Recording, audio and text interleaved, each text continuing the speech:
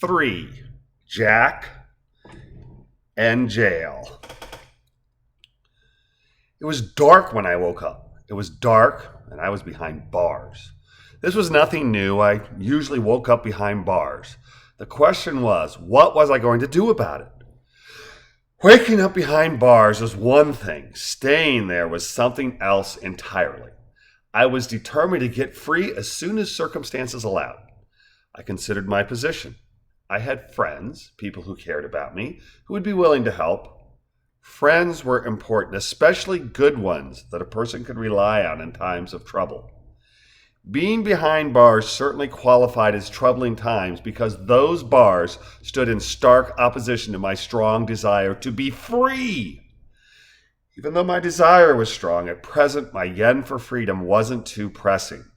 I was warm, I was dry, and I wasn't too hungry.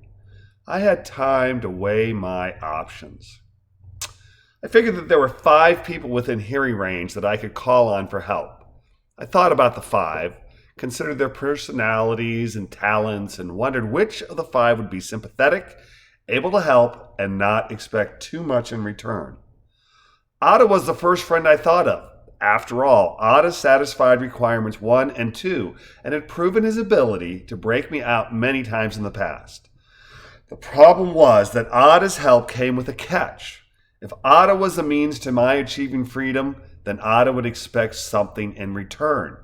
Instead of the freedom I wanted, Ada would replace the tiny cell I currently occupied with one whose size would be determined by Ada. The fact that Ada had gotten me out of this predicament before was a very important consideration, but if I turned to Ada, then Ada would latch onto me and I wouldn't have the true freedom that I dreamed of, the freedom I'd never known.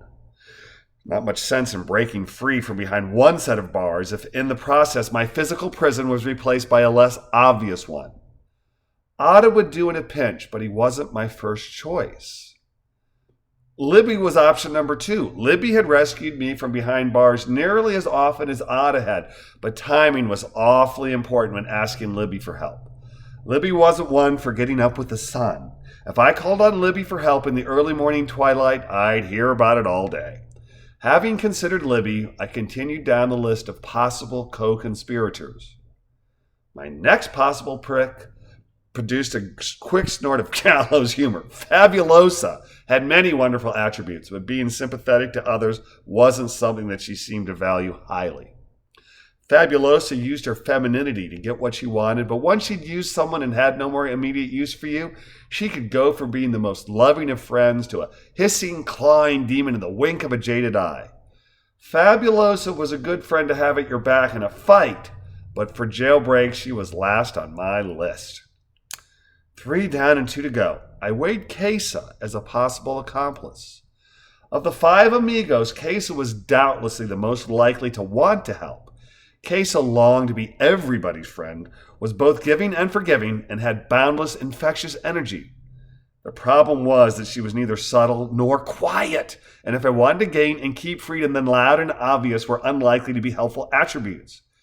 Kesa, while one heck of a girl, did not seem the obvious choice to help me break out of jail. Problem was that the last man on the list was Old Tom, also known as TC. If Kesa was boundless energy, then Old Tom was filled with patience and wisdom. When I wanted solid advice on weighty matters, then Tom was my go-to man. But in this quest for freedom, Tom's laid-back, contemplative, measured twice, cut once tendencies seemed to have about as much value as sunscreen at midnight. No, I said with a heavy sigh, TC isn't going to be much help here. So, I continued, where does that leave me? Obviously, right where I was before, with a more pressing need to act. I stood and looked over the top of my crib. My chin was as tall as the top rail, and I knew that I could clamber to the top, struggle to throw my body over the side, and fall gracelessly to the ground. I knew that I could because I'd done so many times before. The problem was that this was both noisy and unpleasant. The hardwood floors of my room did not make for a welcoming landing, and the thump from the procedure always produced Ada or Libby running in an excited and fretful countenance. What I wanted was to get out from behind bars in such a way as to gain and retain freedom. Finally, I decided on a course of action. "Kesa!" I hissed quietly. "Kesa! Come here, girl, won't you?" I could hear Kesa's collar and tags as she lifted her head and shook it. "Kesa!" I hissed again. "I need you!" I heard the thump of Kesa's paws as they hit the floor in Ada and Libby's room. "Jack?" the dog called out to me. "Is that you?" "Yeah, Kesa, I'm in my room. I need your help." Oh, I'm coming, Jack. I'm coming," Kesa responded, hurrying across the hall from the bed she was sharing with Ada and Libby to my room. She pushed my bedroom door open with her nose and then entered. As Kesa entered, the big brown dog's tail hit both sides of the doorway, and with unconcealed energy and concern, she asked, "Are you okay, Jack? Should I get Libby? Should I? Huh?" Shh, I hissed. "Quiet! No, don't get Libby. I want to get out of here without waking up Libby or Ada. Do you think you can help me?" "Without waking them up? Well, sure, I guess I can, right? But why, Jack? Why? Don't you want to get Ada and Libby up? I'm getting a little hungry, aren't you, Jack? Hungry? Yeah, maybe. I guess so, but I really need to go to the bathroom."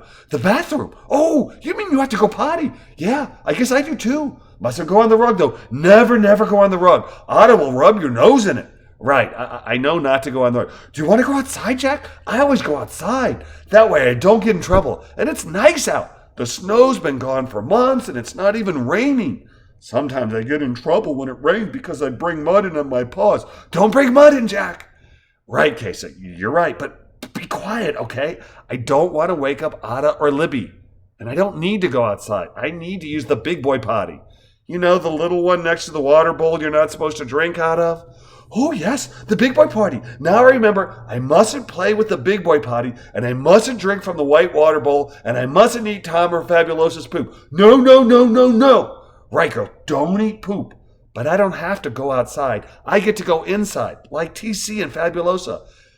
Except in the big potty, not the litter box. Don't you have any special pants on, Jack? Pants that you're allowed to go potty in? At least at night, right? Aren't you allowed to go potty in your special pants at night?" "I'm allowed, but they don't like it, especially Ada. He tries not to get upset when I wet my pants, but he still does. He calls it a childish accident. But the voice he uses and the face he makes me think he doesn't like it. I want to use the big boy potty before I have a childish accident."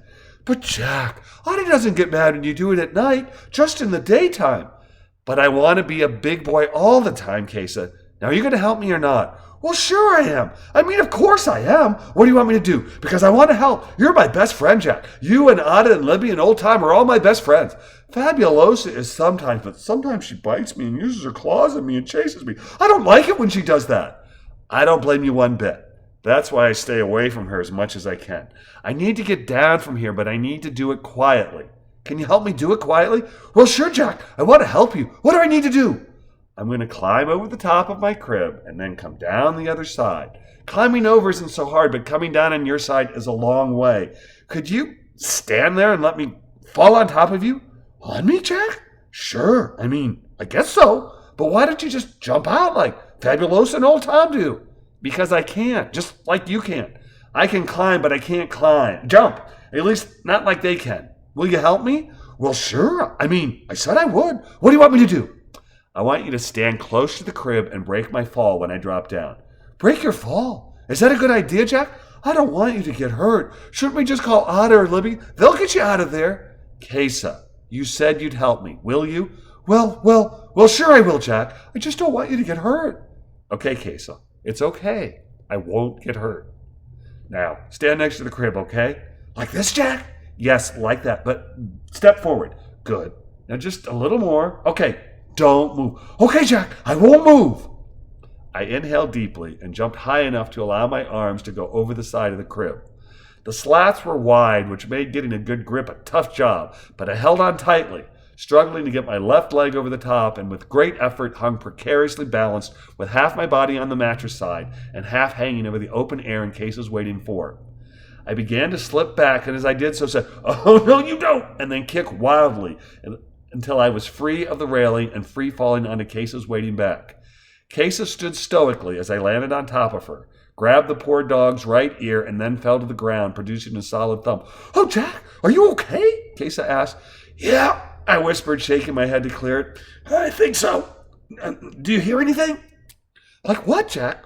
Like Lotta, or Libby moving, do you? Kesa listened intently before answering. Nope. Do you want me to get them? What? I asked, astonished with the question. No, I think we made it. Let me use the big boy potty, then we can go explore together. What do you say? That sounds great, Jack. I need to go potty too. I'll meet you outside, okay? Outside? I asked. Oh, yeah, outside. We can use your doggy door. Great idea, Kesa. Let me go potty, and then I'll meet you outside.